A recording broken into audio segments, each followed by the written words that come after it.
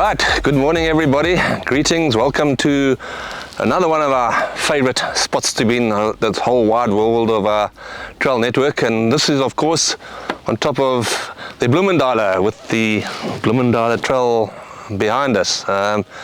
Once again, one of the places to be when you're really feeling miffed and grey and bleak and just want to be on your own and think and get all the world's problems out of you. Come and sit on this bench up here and just spend 10 minutes overlooking the view, the vista, which on a clear day you can see Cape Helmklip all the way there. I can see it now, all the way through obviously to Robben Island and whatnot. This truly is one of the most spectacular spots to be on our whole trail network, and obviously this trail behind us is fantastic, but more about that a little bit later. Just a quick one in terms of the way we go about our newsletters for those not in the know. I give you a trail update every 2 weeks, which will either be in the form of a video or a written piece, and the other week, which I don't write, we got young Nikki Noble, our revered admin lady, penning a little light-hearted, more softer, more gentle column for you guys. Okay, so yeah, I'll do the trail reports every 2 weeks, and this is one of them. Right, what have we been doing? What have we been up to the past 2 weeks? We just had the very successful Western Province XCO race event over last weekend at Bloemendal on our XCO course here. We spent sort of 10 days really prepping all the trails, all the lower Bloemendal trails. They are really riding supreme now. Very successful XCO day indeed. The XCO trail that we got on that little patch of land at the top there is one of the really better XCO trails in the whole of the country. It's got everything and it's quite a toughie. Just to keep in the loop, that trail, however good it is, it's now about 6 years old, so it's starting to get a bit long in the teeth. So we are planning this year to upgrade it, keep up with the times, make it a little bit more technical, make it a little bit more nastier. Yeah, it's going to happen. So watch the space. So we'll be doing some work on the XCO during our winter build program, which we are busy putting together as we speak. We've also, now that the XCO is finished, we moved across to Meerendal, where I'm sure most of you by now know that the Cape Epic Prologue is going to be held at Meerendal. So we moved across there just to not only prep for that, because we don't want to swim only prepping for the Cape Epic. We want to keep Meerendal trails looking good all the time. We're there at the moment. We are currently revamping that pump track, you know, that silly old pump track that never worked, that was stupid. It's the wrong word to use, but anyhow, it just didn't work.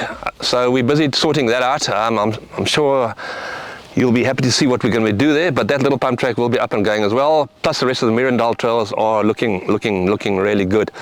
So just on the Epic, I know there's a couple of you guys and girls out there that are going to be riding the Epic.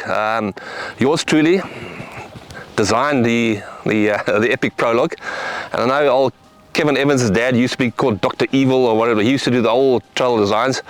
I have no claims to being a doctor at all, but nasty, yeah. So take it from my mouth. The 27k Prologue is a tough one, and if you're doing a race pace, you're going to end up swearing at me. So I take full blame for your pains on that Epic Prologue. But yeah, the Prologue's on the 18th of March it is, so get out there, have a look, go and have a look at it.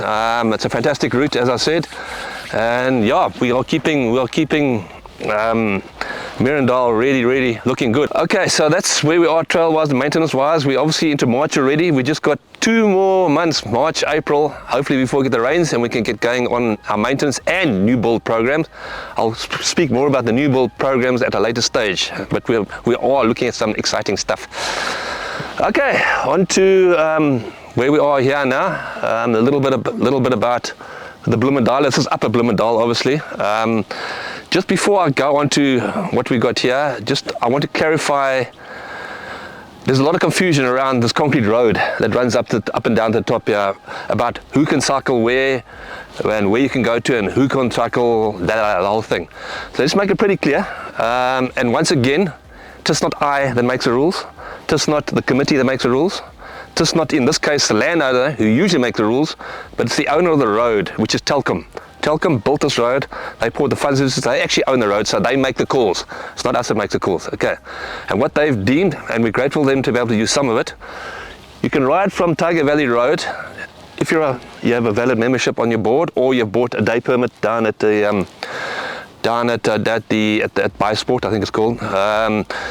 Yeah, you can ride up the concrete road to the 360-degree restaurant bases. Up the road only, you'll see the little blue signs.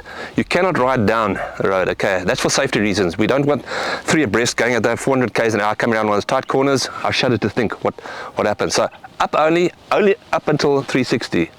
You are not allowed, I repeat, not allowed to ride past the gate here, where there's a big sign. It says no cycling past here. Please guys, I know we want to train, it's a shortcut, that's all this, but it's Telkom's wishes that we don't ride there. So hopefully that clarifies that, and there's no more snot and trine and tears over that. As I said, it's not us that makes the rules. Okay, on to the Bloemendaaler. As we know, one of our favorite trails in the whole wide world. This is one of the few trails that we actually go through a forest, with forest tree umbrella over us, and it's unique because it's the only one on the whole trail network where we have cover. I wish we could have more trails like this. When we built this, Bennett and myself, when we were scouting this thing, it was like ridiculous how thick it was, cutting through bush, and the amount of nature that we came across. Bennett will tell you, he popped his head, he cut a tree, picked his head through where it cut, and there was this massive mole snake that was intent on mangling his face with his fangs, and it was that close, I promise you. And yeah, the amount of nature down on this trail is fantastic. There is good old Bigfoot. I've walked up and down there a couple of times and I've seen these massive cat paw marks in the trails. I was at one stage convinced that it was a Cape leopard. I actually found a friend of mine on the Cape Leopard Trust and asked her, is it possible that there's a Cape leopard up in these parts of the woods? And she laughed at me and said, no, there ain't no leopard here. So it's not a leopard, but it is a massive caracal roy cut like this, who I've seen once or twice. Most recently in the rain we had 2 weeks ago on the Monday, right up here on the concrete road. Magnificent creature, and I must admit, he stopped to check me out in the road, and I was quite happy to be in the bakkie at that stage and not on foot. So pass up, beware, Bigfoot is around here somewhere. He's been seen a couple of times. And whilst on that, on the nature theme, I've been very chuffed the past 2 weeks. The one thing that really worries me about building trails in pristine areas like this is it does tend to scare nature away, and that's always at the back of my mind, being very eco-conscious myself. But we were driving down at Bloemendal last week, the orange route going up to Lombard's Terra, where that little pipe, which is a borehole pipe, sticks out of the road. A nice big meneer across the road right in front of us. Beautiful, absolutely beautiful. And then the next day, exactly the same spot, we noted a steenbok running across there. So I'm happy the game's coming back to Bloemendal, upper and lower, and it's stabilizing, and I'm exceptionally glad to see that roy cut down the bottom there, because that guinea fowl population there, which is a scourge of any trail builder, myself included, because they like to crap dig anything new that you build. You actually want to kill, ringnecks.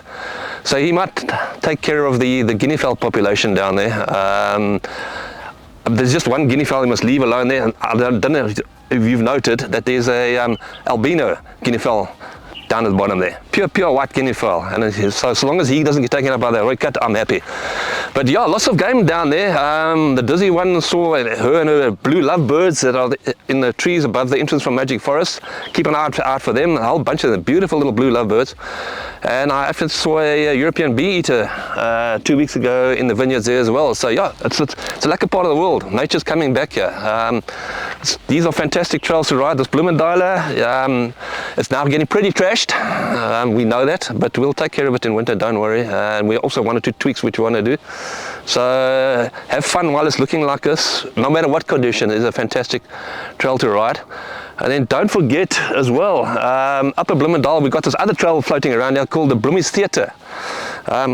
Check it up on the website, ride it, it's a toughie, lots of little punchy climbs, and the most technical road descent you'll ever come across on our trail network, and lots of nice little surprises, actually like a little underestimated route. So that's it from up here. You cannot come up here and not be happy. I mean, Warren's even smiling enduro man there. Okay. So it's a fantastic place to be. That's it, trail wise. Just in conclusion, I'm paying a little bit of homage to one of our major sponsors who helps us out, who is one of the sponsors that helps us as a club tick and make us what we are, and that is the good folk down at Giant Durbanville, Julian and Colleen Lowe, who sponsor my trail cruise bicycles. They give them a brand new bike every year, and believe me, those bikes are revered by my trail crew. I have a trail crew ride every Friday morning with my trail crew myself, and we go and ride, not to only have fun, but to look at the trails, what needs to be done, that type of thing. And believe me, that Friday ride is a highlight of my guys from Dunoon. They absolutely love it, and they love riding those bikes, and boy, they've got some decent, Julian and Colleen gave me a really decent bike this year, and it's really, Colleen, Julian, thank you so much. You don't know what you guys do to my trail crew, and how happy you make them. Long may our relationship continue. Giant Dermville do have a satellite shop down here at the bottom with the shop where our offices are. Go and check them out. A few moments later. We're down at the Giant Dermville satellite shop with owners Colleen and Julian. I'll introduce them to you shortly, but I'm sure you're all aware of them, know of them, know about them. They are local legends on our trails. But Colleen, Julian. Hi. Yeah, they've been around a while, and they've got obviously the Giant Dermville shop both in town and out here. But I'm not going to speak more. I'll ask Julian to just tell us a little bit about Giant Dermville, what you do, and how you guys operate, and what you're all about, and what services you can offer. Yeah, look, I'm in Giant Dermville in Palm Grove Centre. We're the biggest Giant concept store in South Africa, and yeah, we've pushed the Giant brand. It's been a good brand, really good backup. And then when we saw the opportunity to come in here at Bloemendal, it was of course a no-brainer. We moved in, and I think we've really, the people have supported us fantastically here. It's been amazing. You know, and then also of course with the Tygerberg mountain bike club being here, we support them, the trail builders with their bikes, the talents, and yeah, they give us such fantastic trails that we always feel like we need to give back. And well, I don't feel like we need to, but we want to. We want to give back, and the guys do such amazing work, and yeah, it's a pleasure to see them riding our bikes. Yeah. Cool. No, I think I was telling Julian and Colleen, I think I've told most of you, ever since my trail crew have got their hands on these buttes, and they really are buttes that are nuke-proof, their trail building skills have evolved like you cannot believe, because they're understanding the flow, they're understanding what's going on. So these bikes have been an absolute godsend to our trail building crew, and they absolutely love them. So thank you so much. Right, that's it for these 2 weeks. Get out here and enjoy. You have zero reason not to be enjoying these trails. Look where we are, look what we've got, look at the condition of the trails. Get out there, have fun, be nice, greet each other, and have a good time.